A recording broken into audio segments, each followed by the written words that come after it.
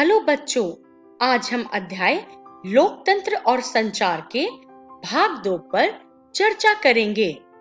बच्चों, इस वीडियो में हम संचार की नैतिकता एवं जवाबदेही पे अपनी चर्चा को जारी रखेंगे।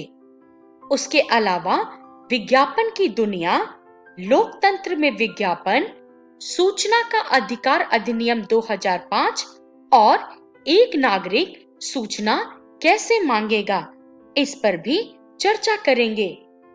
तो चलिए आगे बढ़ते हैं और शुरुआत करते हैं संचार की नैतिकता एवं जवाबदेही से।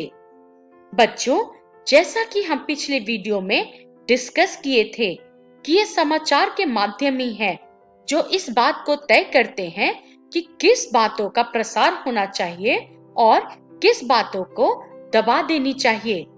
बच्चों, कई बार ऐसी घटनाएं हो जाती हैं जब संचार माध्यम उन विषयों पे हमारा ध्यान केंद्रित करने में असफल रहते हैं और जो कि हमारे जीवन के लिए बहुत महत्वपूर्ण होते हैं। तो बच्चों, ऐसी एक घटना है पीने का पानी, जो कि आप सब या आप में से सिर्फ कुछ ही जानते होंगे कि ये हमारे देश के लिए एक गंभीर समस्या है और इसके पीछे रीजन यही है कि मीडिया में इस बातों पे जोर नहीं दिया गया है। बच्चों, हम रोज दिनचर्या में बहुत पानी वेस्ट करते हैं। जैसे आप एग्जाम्पल ही ले लीजिए, आप पीने के लिए आरओ या फिल्टर से 1 ग्लास पानी भरते हैं, पर उसमें से सिर्फ आधा ग्लास ही कंज्यूम कर पाते हैं और आधा ग्लास पानी यूं ही बेसिन में बहा देते हैं। तो बच्चों, ये क्या है? पानी की बर्बादी। उसी तरह से नहाते वक्त बकेट भर जाने के बाद भी पानी यूं ही बहता रहता है और आप मग्न होकर नहाते रहते हैं। ये भी वेस्टेज ऑफ वाटर है, पर ये बात हमारे समझ में नहीं आती। क्यों? सिर्फ इस वजह से क्योंकि मीडिया इन बातों का इतना प्रचार या प्रसार नहीं करती है। आज मीडिया कोरोना वायरस पे इतना प्रचार या प्रसार कर रही है और उसी का नतीजा है कि हम अपने लेवल तक ध्यान रख रहे हैं। अगर इसका प्रचार या प्रसार ही नहीं होता तो हम यूं ही बिंदास घूमते रहते हैं। तो बच्चों, कई बार ऐसी चीजें होती हैं जिनके प्रचार और प्रसार करना अनिवार्य हो जाता है, पर मीडिया उन बातों को महत्वपूर्ण ना मानते हुए उन पे ध्यान नहीं केंद्रित करती। बच्चों, जैसा कि आपको पता है, सेव वाटर मतलब पानी बचाना चाहिए, जैसा कि पहले ही मैं एग्जाम्पल में आपसे डिस्कस कर चुकी हूँ। हालांकि थोड़ा बहुत इसकी एडवर्टीजमेंट होती है, जैसे कि 22 मार्च को वर्ल्ड वाटर डे मनाया जाता है, पर मीडिया को चाहिए कि ये संचार के सबसे ज्यादा उपयोगी या सबसे ज्यादा पहुंच वाले माध्यम जैसे टीवी और रेडियो में हर कुछ समय अंतराल पे इसकी एडवर्टीजमेंट होनी चाहिए, ताकि ये जन जन तक ये मैसेज पहुंच सके। चलिए बच्चों, अब आगे बढ़ते हैं और चर्चा करते हैं विज्ञापन की दुनिया पर। विज्ञापन जो है हमारी जिंदगी का एक बहुत बड़ा हिस्सा बन गया है। हम अपनी दैनिक जीवन में तरह तरह के विज्ञापनों को विभिन्न संचार के माध्यम में देखते हैं।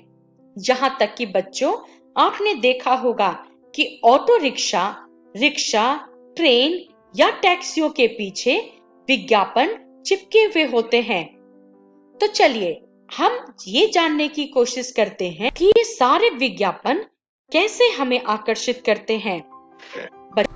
तो बच्चों, सिंपल सी बात है कि ये विज्ञापन जो है हमें विशिष्ट उत्पादों को खरीदने के लिए प्रेरित करते हैं। बच्चों, हम शायद किसी नए उत्पाद के बारे में जाने भी नहीं अगर हम उसका विज्ञापन नहीं देखें। पहले शायद ही कोई जानता होगा कि ओरियो बिस्किट क्या है, लेकिन जैसे ही ओरियो बिस्किट की एडवर्टीजमेंट आपने टीवी पे देखना स्टार्ट किया, आज के दौर में हर बच्चा अपनी मम्मी पापा से कहता है कि मुझे भी ओरियो बिस्किट ही खाना है। हालांकि खाने के बाद आपको भी पता होगा कि इसका टेस्ट कुछ ऐसा एक्स्ट्रा ऑर्डिनरी नहीं है, पर चूंकि इसकी एडवर्टीजमेंट में दम है, इसलिए ये हमें खरीदने के लिए मजबूर करता है। उसके अलावा आप कभी-कभी अपने जो फेवरेट हीरो है उससे भी प्रेरित हो जाते हैं। आपका फेवरेट हीरो ने एक पर्टिकुलर प्रोडक्ट का एडवर्टीजमेंट किया, तो आपको लगता है कि वो प्रोडक्ट वो यूज करता है और चूंकि वो मेरा फेवरेट है तो मैं भी उस प्रोडक्ट को यूज करूं। पर जरा सोच के देखिए, क्या सच में लक्स का ऐड करने वाली हीरोइन सच में लक्स लगाती है, या फेयर एंड लवली का ऐड करने वाली जो हीरोइन है वो सच में फेयर एंड लवली लगाती है? नहीं, ऐसा नहीं है। ये सब जानने के बावजूद भी हम अपने आप को नहीं रोक पाते हैं। उसी प्रकार बच्चों, कोलगेट का ऐड किसी बच्चे ने कर दिया तो आपने ये मान लिया कि कोलगेट जो है बच्चों के लिए बेंचमार्क टूथपेस्ट है, अर्थात हम भी कोलगेट ही यूज करेंगे। तो बच्चों, इन एडवर्टीजमेंट में या इन विज्ञापन में इतनी दम होती है कि वो आपकी सोचने, समझने और खरीदने का जो पैटर्न है वो चेंज कर देता है। उसी प्रकार मैगी को जब मार्केट में इंट्रोड्यूस किया गया था तो लोगों ने इसे पसंद नहीं किया था, पर मैगी ने बहुत चालाकी से अपने विज्ञापन को इस प्रकार मोड़ा कि वो टारगेट कस्टमर बच्चों को बनाया। क्योंकि बच्चे, आप जानते हो, क्योंकि बड़ों की बातों को घर में एक बार को नजरअंदाज कर भी दिया जाए, पर हर माँ बाप अपने बच्चों की जरूरत पूरी करने की भरपूर कोशिश करते हैं। इसीलिए मैगी ने अपने विज्ञापन में बच्चों को हाईलाइट किया और आज देखिए, हर बच्चा यहाँ पे जो बैठा है उनमें से 90% को मैगी जरूर पसंद होगा। उसी प्रकार बच्चों, कुछ विज्ञापन को ऐसे दिखाया जाता है जिससे बहादुरी झलकती है, और ऐसे विज्ञापन आप ज्यादातर कोल्ड ड्रिंक में देख सकते हैं। और आप इस कोल्ड ड्रिंक को इसलिए पीना चाहते हैं क्योंकि इसके पीने से आपको भी अपने अंदर एक सुपरमैन वाली फीलिंग आती है। तो बच्चों, इन सभी एग्जाम्पल को देख के हम अब आसानी से कह सकते हैं कि विज्ञापन जो है वो हमारे परचेजिंग पैटर्न को बहुत प्रभावित करता है। हमें क्या खरीदना है, क्या नहीं खरीदना है, या कौन सा प्रोडक्ट मार्केट में आया है, ये सभी जानकारियां हमें विज्ञापन के माध्यम से ही मिलती है। चलिए अब हम आगे बढ़ते हैं और अब हम चर्चा करेंगे लोकतंत्र में विज्ञापन पर। लोकतंत्रीय समाज में विज्ञापनों का विशेष महत्व है।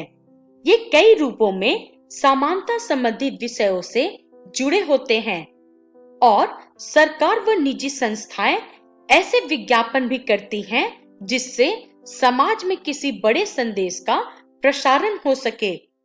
जैसे कि आपने इस विज्ञापन को जरूर देखा होगा। यह रेलवे क्रॉसिंग के समय बरतने वाली सावधानियों को जन समुदाय तक पहुंचाने में कार्य करती है। बच्चों, उसी प्रकार एक बहुत ही फेमस ऐड बना था रेलवे क्रॉसिंग को लेके। शायद आप में से कुछ बच्चों ने इस ऐड को नहीं देखा था, लेकिन अगर आप लोगों ने नहीं देखा है तो इस ऐड को जरूर देखिए। ये ऐड इस तरीके से बनाया गया है कि जो भी व्यक्ति इस ऐड को देखेगा वो अपनी लाइफ में कभी भी रेलवे क्रॉसिंग पे कोई असावधानी नहीं बरतेगा। तो बच्चों, इस बेसिस पे हम कह सकते हैं कि सरकार या निजी संस्थाओं द्वारा मैसेज को इस तरह बनाया जाता है कि जन जन तक वो पहुंच सके और लोग उसको अपनी दैनिक जीवन में ढाल सके। उसी तरह आपने देखा होगा दूसरा ऐड जो कि है हम दो हमारे दो तो सबके दो। तो बच्चों, ये स्लोगन या ये विज्ञापन या जिसे आप ऐड कहते हैं इसलिए प्रसारित किया जा रहा है ताकि भारत में बढ़ती हुई जनसंख्या को नियंत्रित किया जा सके। बच्चों, ये ऐड इतना ब्यूटीफुली प्रेजेंट किया जाता है कि लोगों के दिलो दिमाग में वो बस जाता है और लोग इस चीज को फॉलो करने के लिए प्रेरित हो जाते हैं। चलिए अब हम आगे बढ़ते हैं।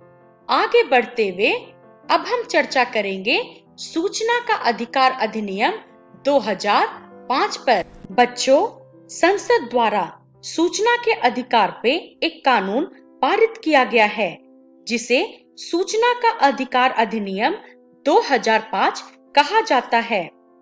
इस कानून की मुख्य बातें निम्नलिखित हैं। पहला, सूचना के अधिकार का उद्देश्य है प्रशासन में खुलापन, पारदर्शिता और जवाबदेही लाना।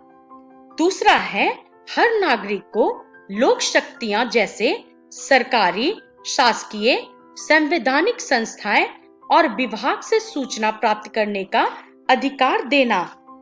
बच्चों, इसमें सरकार द्वारा आर्थिक सहयोग पाने वाले गैर सरकारी संस्थाएं भी शामिल हैं। चलिए अब हम आगे बढ़ते हैं और हम अपनी चर्चा सूचना के अधिकार अधिनियम 2005 को जारी रखते हैं। बच्चों, अब हम ये देखते हैं कि सूचना प्राप्त करने के क्या-क्या तरीके हैं। तो अगर हम बात करें कि सूचना कैसे प्राप्त किया जा सकता है, तो पहला है कंप्यूटर की फ्लॉपी डिस्क, सीडी इत्यादि के माध्यमों से। दूसरा है किसी सामग्री के सत्यापित नमूने लेना। तीसरा है रिकॉर्ड की सत्यापित प्रतियां लेना। और चौथा है रिकॉर्ड का अवलोकन करके उनमें से अंश या नोट लेना। तो बच्चों, इन सभी तरीकों से हम किसी भी सूचना को प्राप्त कर सकते हैं। चलिए अब हम आगे बढ़ते हैं, चर्चा करते हैं कि एक नागरिक सूचना कैसे मांगेगा। तो बच्चों, इस पे चर्चा करने से पहले आपके लिए यह जान लेना जरूरी है कि लोकतंत्र में शासन लोगों के लिए ही होता है। हम शासन चलाने के लिए अपने प्रतिनिधि चुनते हैं। हम सरकार को शासन चलाने के लिए कई प्रकार का कर भी चुकाते हैं। सारा सरकारी कार्य हमारे लिए ही होता है। यह काम जरूरतों के अनुसार हो, इसके लिए हमें काम की पूरी जानकारी होनी चाहिए। तो चलिए डिस्कस करते हैं कि एक नागरिक को अगर कोई सूचना चाहिए तो उसे वो सूचना कैसे मिलेगी या इसका प्रोसेस क्या होगा। तो बच्चों, हर विभाग में इस कानून के अंतर्गत सूचना देने के लिए एक या एक से अधिक लोक सूचना अधिकारी नियुक्त किए गए हैं। बच्चों, सूचना प्राप्त करने के लिए लोक सूचना अधिकारी को लिखित आवेदन देना होता है। इस आवेदन में सूचना का ब्यौरा, प्रार्थी का नाम पता, संबंधित विभाग का नाम, फाइल या दस्तावेज का नाम आदि को वर्णन करना होता है। इसके साथ साथ सूचना के लिए आवेदन के साथ केंद्र सरकार द्वारा निर्धारित 10 रुपए का शुल्क भी देना होता है, जो कि बैंक के डिमांड ड्राफ्ट या पोस्टल ऑर्डर द्वारा दिया जा सकता है। बच्चों, अलग अलग राज्यों ने अपना शुल्क तय किया है और हमें उसी के अकॉर्डिंग पे करना होता है। जो लोग बीपीएल अर्थात बिलो पॉवर्टी लाइन अर्थात गरीबी रेखा से नीचे आते हैं, उन व्यक्तियों के लिए यह शुल्क माफ है। सूचना का आवेदन पाने के बाद लोक सूचना अधिकारी ज्यादा से ज्यादा 30 दिनों के अंदर या तो सूचना उपलब्ध करवाएगा और या ये कारण बताते हुए कि सूचना को क्यों अस्वीकृत कर दिया गया है वो आपको जरूर बताएगा। तो बच्चों, ये थी प्रोसेस जिसके थ्रू कोई भी नागरिक जो है किसी भी प्रकार की सूचना को प्राप्त कर सकता है, क्योंकि कोई भी सूचना प्राप्त करना किसी भी नागरिक का मौलिक अधिकार है। चलिए अब हम आगे बढ़ते हैं और ये डिस्कस करते हैं कि इस वीडियो में हमने क्या सीखा। तो बच्चों, इस वीडियो में हमने संचार की नैतिकता एवं जवाबदेही पे अपनी चर्चा को जारी रखे थे। उसके अलावा विज्ञापन की दुनिया, लोकतंत्र में विज्ञापन, सूचना अधिकार अधिनियम 2005 और एक नागरिक सूचना कैसे मांगेगा, इन सभी टॉपिक पे चर्चा किए। और इसका रेफरेंस है राजनीतिक विज्ञान कक्षा 7 की पाठ्य पुस्तक। बच्चों, अगली वीडियो में हम प्रश्न उत्तर हल करेंगे। हम फिर मिलेंगे, तब तक के लिए धन्यवाद।